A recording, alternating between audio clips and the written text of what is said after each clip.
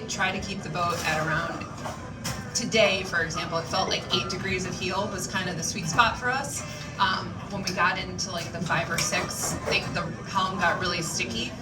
So, and I probably move the tiller maybe an inch if we want to go down or up. It's really more dictated by body movement. We work really hard on just making sure that the rudder stays in the center of the boat as much as possible, especially on a day like today. The other thing as a driver that I'm listening to is, Jackson's trimming the main, and I have a strong tendency to sail thin and pinch. And so I'm constantly listening for if he's easing the main out, that's a cue to me that I need to put the bow down a little, which in these conditions, again, kind of meant like I would actually just scoop my butt out a little more and try and press the boat down. And again, maybe move about an inch of tiller if I needed to at most. But we really tried to keep the boat pretty flat. There were some pretty aggressive wave sets that came through from power boats, and I think there was like a tour boat. Through those, we made a really concentrated effort to rock the boat up pretty hard just to get power through those wave sets. And it definitely was advantageous both upwind and in that like last downwind of the first race. There was like a monster set that came through. So just trying to keep the boat like powered up when you need it. But if you're free to sail, sailing the boat as flat as possible without having the helm feel sticky was really, really good for us. So, and how do you deal with when you sail into a little bit of a puff where the bow starts riding up a little bit and maybe your crew who was hiking to leeward is now needing to come up to weather? How much are you kind of fighting the tiller to not let the bow come up as the boat heels, or do you kind of let it come up and then squish it flat? I think we tend to let the boat come up a little, and again, that's probably my tendency to want to sail higher, but we let it come up a little and then kind of use that little heel to squish flat, Yeah.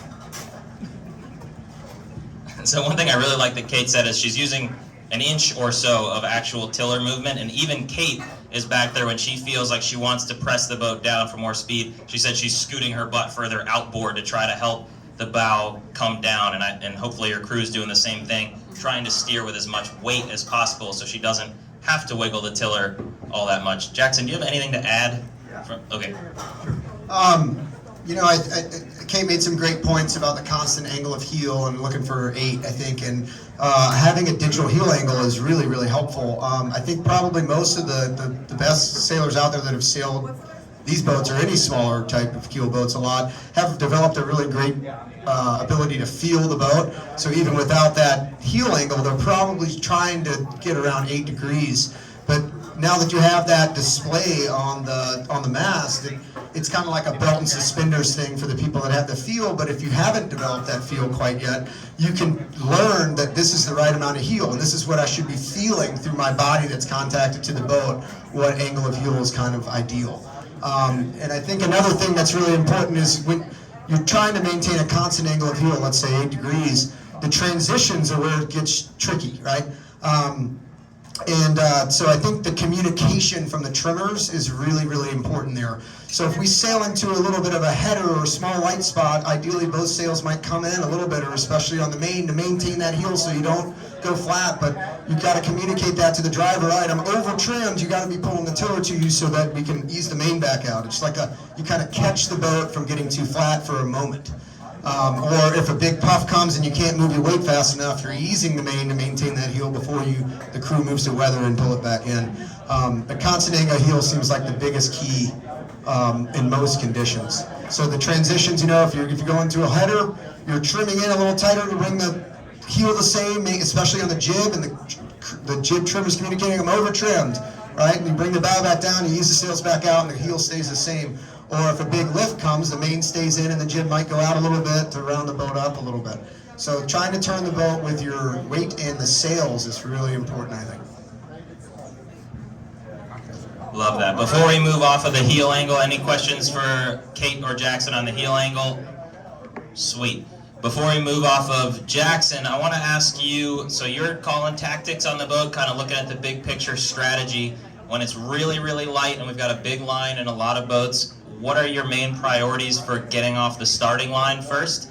And then I want you to talk about how you weigh the cost of tacking and when you're confident that it's the right thing to do to tack when you might be losing even more speed in the really light air. So the two things were the starting thing? All right. Well, today, you know, I kind of look at it in a few different ways. You know, if the line's pretty square, or we're not really confident that one side of the line or the course is going to be very favored, we try to start where other people are not starting, where you can get off the line clean with full speed and just make it easy, and then let the boat speed and a good start work for you. If you're really confident in one side or the other, I kind of have like developed more of like plays instead of like kind of shooting from the hip, where, you know, if we want to start really hard at the boat, we're from like 4 or 3 minutes on, I'm always trying to detect where like the heavy density is. And if we want to start at the boat and there's a ton of boats there, it's probably not going to work out to start right at the boat, so we might hedge down a little bit. And so by doing that, I try to be like under the boat, beam reaching, around, kind of on port around 2 minutes, and then I'm looking behind me being like, okay, is there density here or not? If there's not density, okay, we can push the boat a little bit more. And if there is density, okay, we need to get back on the starboard and sail away from the density or away from the pack that's going to be at the boat, so we have a little bit more options and more of a safe kind of start. Same thing goes with the pin, but the inverse of all that, right? What was the other thing? The tacking thing? You know, the tacking thing's a little bit harder to decide. You know, I think that's based off of what situation you're looking at. If you're going to tack and cross those boats, then it makes it a little bit easier, but if you're not, it makes it a little bit harder, obviously. I don't really, you know, in a venue like this where it's very shifty, it's kind of, and usually kind of all over the place, it's, I don't think about losing that much in attack, because it's usually a big shift, and you're like, all right, we got to get on the other board. You know, and I think working on your tacks to make sure you're confident in a good tack is probably the first step in all that.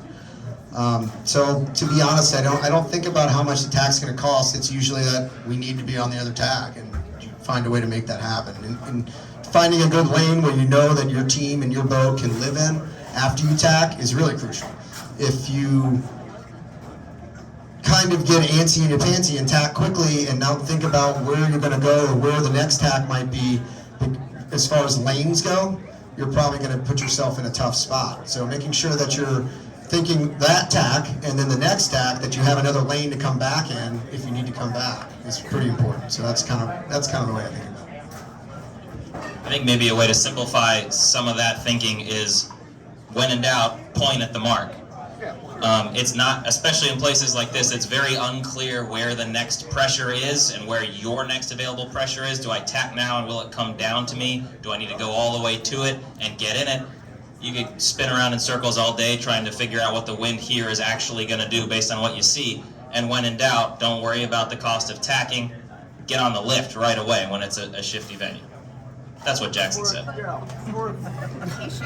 Or making sure that, you know, whatever boats are around you, making sure you're on the side of those group of boats that you want to be for that shift. You know, like, do we want to lead these boats because we want to go back towards that side, the left side, if you're tacking on the starboard, or opposite?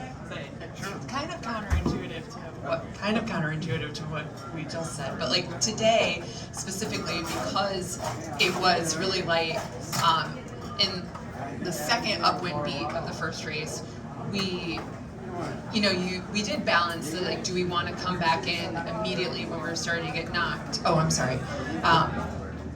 And we really looked at it of like, okay, the knock's going to keep going. We have to be patient. Like, our competitors tacked in right away, and we all kind of looked at each other and said, okay, we just have to be patient. We just have to work through this. And we definitely came back in a really good position. So it is, I don't think that was based on if the tack itself is going to slow us down, but it was definitely based on the long game of patience paying off, and the decision to not tack. The decision to not tack is just as important, for sure. So. Excellent points. Thank you. Before we move off of that strategy sort of topic, any questions on that?